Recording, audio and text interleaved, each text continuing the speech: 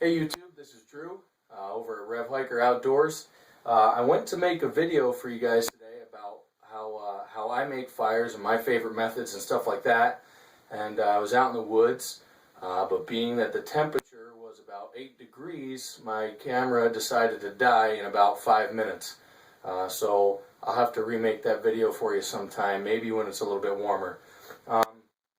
But while I was out there, I started thinking about some stuff about making fire, and I just wanted to show some things to you guys and give you my view on batoning wood.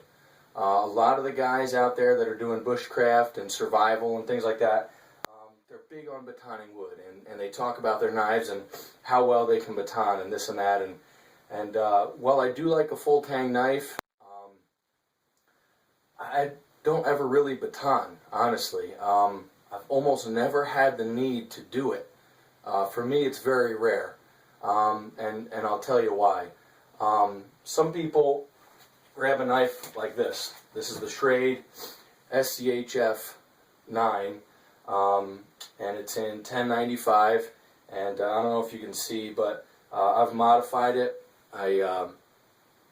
What I did is took the scales off and I sanded it all down, polished it, and then forced a patina on there with mustard, just because I like how it looks better.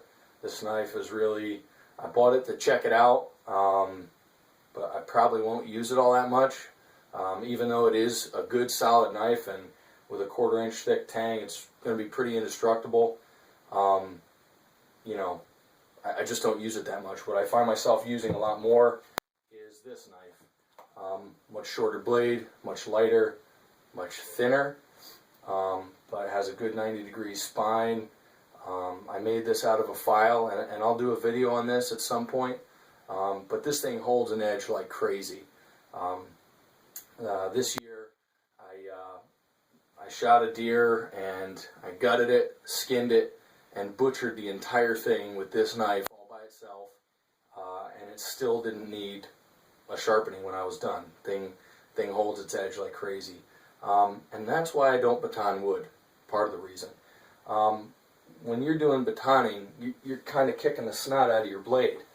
I like to hold the edge as long as it'll hold. I don't want to have to sharpen in the field for the most part. You know, the most I'm out usually is 3 days at a time.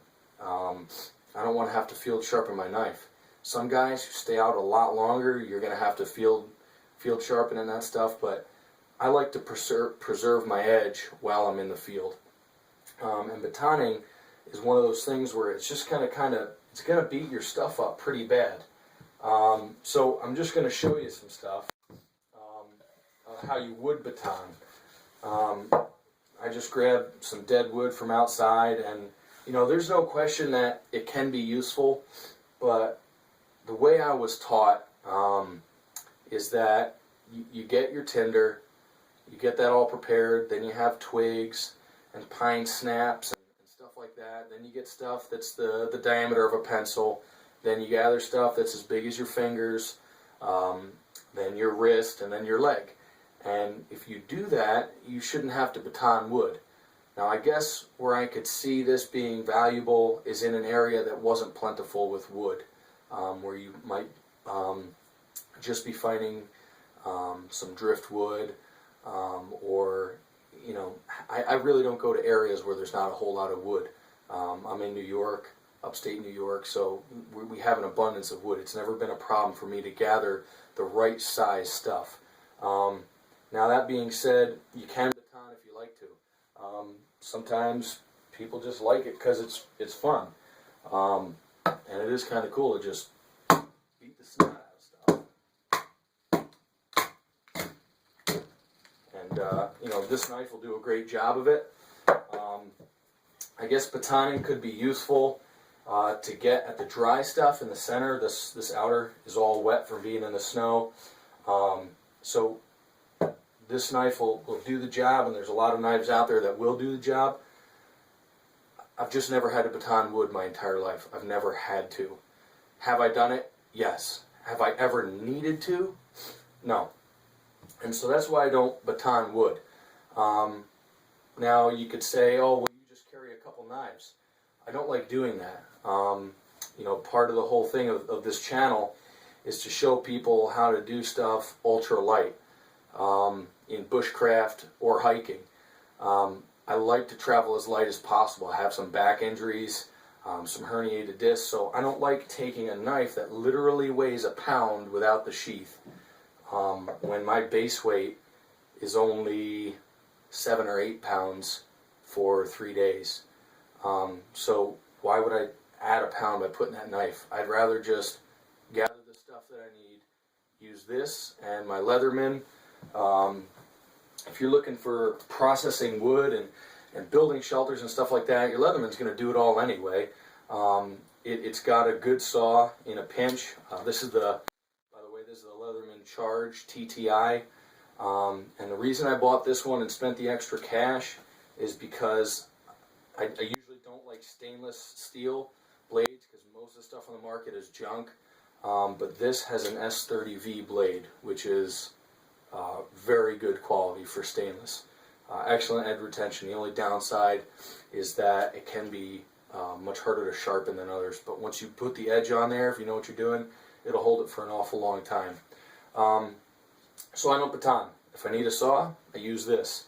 If I need to process wood to make it shorter, I find a tree with a little crotch in it, stick the wood in there, and walk around and snap it.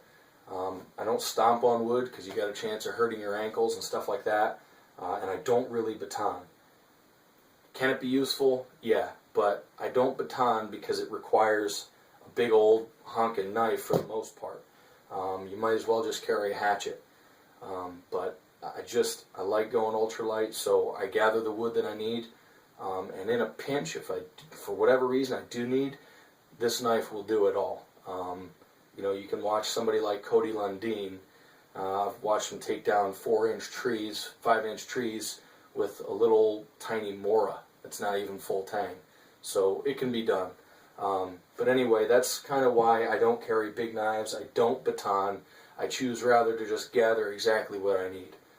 So anyway, those are my thoughts on batoning, and hopefully when the weather warms up or I get a better battery or something like that, I'll be able to show you guys some fire starting.